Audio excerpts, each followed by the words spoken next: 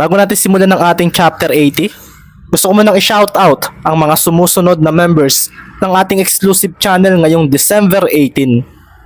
Shoutout kay Jan Montialto, Lori De Los Santos, Eric Lazaro, Glyn Mendoza, Aldrin Pedong, Aizen, Emilia Madoro, Jehan Iguia, Mast Brillo, Avri Inliin, Christian Nemenso, Ray Colocar, Paul King, J-Boy Pablo, Jeffer Dolar, Noel Lumugdang Jr., Roger Cortez Jr., Albert Bongcalo, Norhamin Sultan, John Kim Bichachino, Mark Kevin Hermoso, Pedro, Malbas Jan Benedict, Sally Guevara, Aaron Katabay, Ronald Esok, Joffril Indiana, Ner O16, Cordova Loy, Michael Upaw, Bonbon Eviona, Mark Angelo Bibas, at kay Alitaptap Vlogs. Sa mga gustong mapasama sa ating shoutout, kailangan lang ninyong mag-join sa ating exclusive channel. 25 pesos ang pinakamababa at 199 pesos ang pinakamataas. Maraming salamat.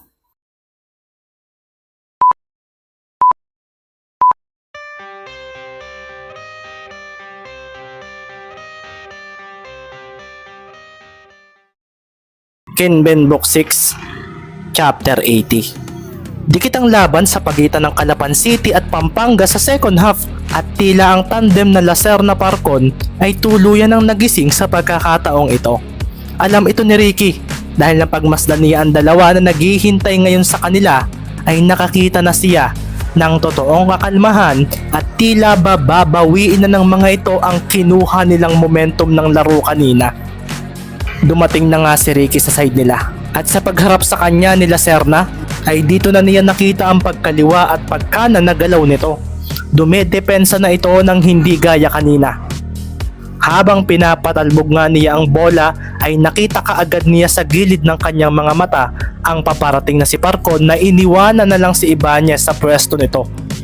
Ido-double team ako, sabi nga ni Ricky sa sarili at agad nga siyang lumayo kay Lacerna kaso dito na siya napaseryoso dahil nakahakbang kaagad ito papunta sa kanyang dribbling hand. Ang bilis! Wika nga ni Ricky at ngayon nga ay narito na si Parcon at sa pagkakataong ito ay nakaramdam siya na tila ba nakakulong siya sa loob ng isang hawla. Ang presensya ng dalawang defenders niya ay mas ramdam niya ngayon at tila ba isang napakaliit na pagkakamali niya ay maaring mawala sa kanya ang bola. Kailangang maipasa muna ni Ricky ang bola at sa pag-dribble niya ay dito na nga niya mabilis na iniiwas ito sa kalaban. Si Carlo Ibanez ay tumakbo na para tulungan ito kaso sa pagdating niya ay heto na nga si Parcon. Nakadikit na kay Mendez at sinisira ang galawan. Si Lacerna naman ay nakaabang lang pero malikot ito na ibang iba sa ginagawa nito kanina. Kailangan ko na talagang maipasa muna ang bola. Sabi na nga lang ni Ricky sa kanyang sarili at sa pag-atras niya ay bigla na lang sumilbato ang referee at binigyan siya ng backing violation. Doon na nga nagwala ang Pampanga crowd dahil sa turnover niya at nang pagmasdan niya ang dalawang bumantay sa kanya ay iniwanan lang siya ng mga ito na naghanda na kaagad para sa pagpunta ng bola sa kanila. Maging ang mga kakampi nga ni Ricky ay nagulat din sa turnover niyang iyon. Ni hindi raw nito na ipasa agad ang bola dahil sa nakabukang mga braso ng dalawang bumabantay sa kanya na malikot din ang pagkilos. Sina Olis, Mikala Thompson nga ay sinabihan ni Lacerna na mag-focus sa depensa at rebounding. Sa pagkakataon daw na ito, ang opensa ay sila raw muna ni Mark Parcon ang gagawa. Nang marinig nga ito ni Billy ay marahan siyang napangiti. Parang kakaiba raw ang dalawa ngayon at hindi nga niya maalala kung kailan niya nakitang ganito kakalmado at kadeterminado ang datingan nila. Huwag kang mag-alala Labo, nakasuporta kami sa inyong dalawa. Sabi nga kaagad ni Olis at dito na nga makikita ang pagdating ng Pampanga team sa side nila. Habang paparating nga sila Serna ay makikita naman sa mga mata ni Mendez ang pagseryoso. Iwinaglit nga niya ang turnover na nangyari sa kanya kanina at ngayon ay nasa tapat na nga niya sila Serna.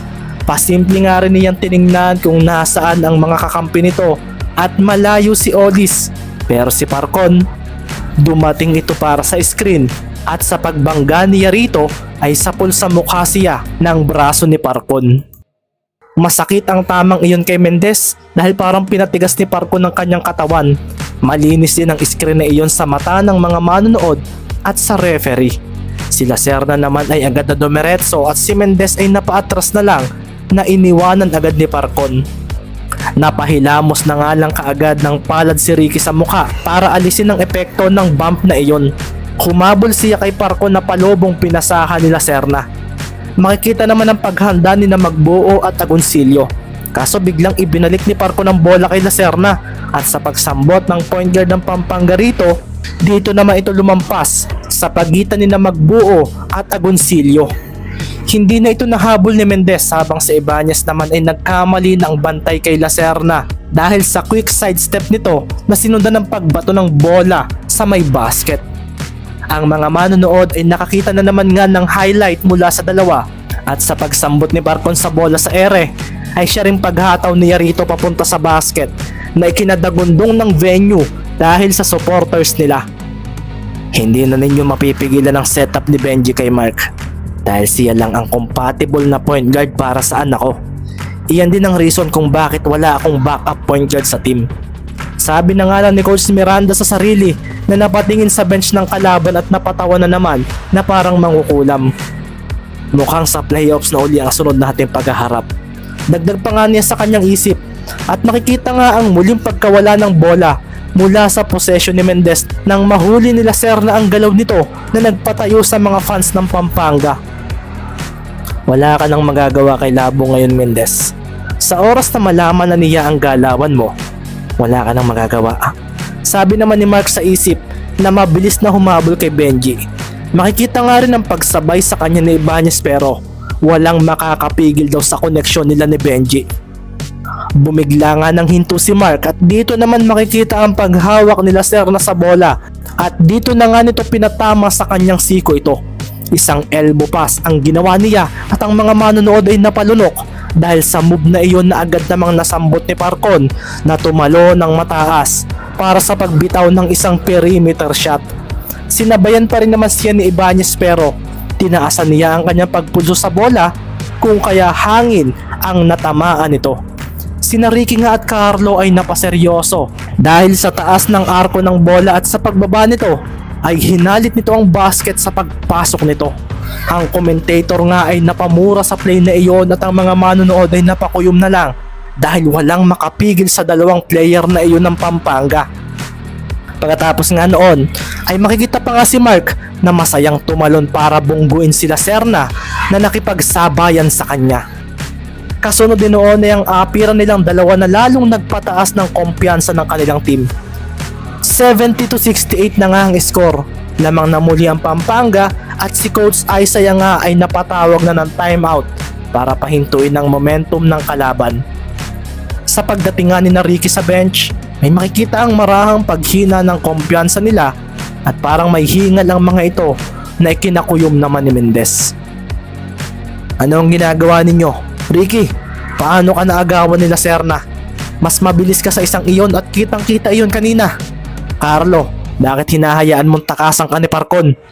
Seryosong winika nga ni Coach Isaiah na bagamat dalawa pa lang ang lamang ng kalaban ay parang pakiramdam niya ay nasa Pampanga ang buong momentum ng laban dahil sa huling possessions na ginawa ng mga iyon. May nangyari coach sa laro ni na Parcon at Serna. Bumili sila Serna at si Parcon naman ay naging determinado. Sambit nga ni Mendez. Sinasabi mo bang wala tayong laban sa dalawang iyon, Ricky? Tanungan ni Isaiah at marahang napalunok ang ilang mga players ng bench nila. Hindi coach, ang sinasabi ko lang po ay lumalabas ang galing nila at ganitong laro ang gusto ko, iyong parang matatalo tayo. Dagdag pa nga ni Mendez na ikinadilim naman ang paningin ni na Carlo, Maki Baron at Marlon. Ang pakiramdam na maging underdog ang nagpapalakas sa akin, kaya huwag kayong mag-alala. Hindi ako magpapatalo kay Serna. Marahang napangiti nga ang dalawang assistants ni Coach Isaiah habang si Cervantes naman ay nawala ang kaba dahil sa narinig niya. Akala niya ay nawala na si Mendez pero mukhang mas mapipilitan na raw yata itong magpakitang gilas para lang matapatan ng kalaban. Kailangan ko rin coach ng katandem sa team at kilala na ninyo kung sino iyon. Tatapatan po namin ang Lacerna Parcon tandem. Winika pa nga ni Ricky at nang marinig ito ng buong team ay dito na nga napangiti ang taong tinutukoy niya. Si Coach Isaiah naman ay napatingin kay Maki. Ang taas talaga ng tiwala mo sa akin. Mahinang wika nga ni Maki sa katabi niyang si Ricky. Kuya Maki, ito ang laro na gusto natin. Huwag mong kakalimutan iyon. Hindi ko kayang manalo mag-isa. Kailangan ko pa rin kayo. Kahit 100 points pa ang magawa ko, kung lamang pa rin ang kalaban, talo pa rin tayo. Maghanda ka na Maki. Papasok na kita. Dre, magpahinga ka na muna. Tristan, ikaw rin. Papasok ko si Marky for additional scoring. Sambit nga ni Coach Isaiah at napatingin nga siya kina Maki at Ricky. Kayong dalawa, ngayon ninyo ipakita sa marami kung gaano kagagaling ang mga players na taga-Ormin. Yes coach, sagot nga ni Maki at si Ricky naman ay tumayo na. Kung hindi pa ninyo mapipigilan ang Lacerna Parcon tandem, ipakita na lang ninyo ang Mendez Romero tandem ng team natin. Bawiin natin ang momentum.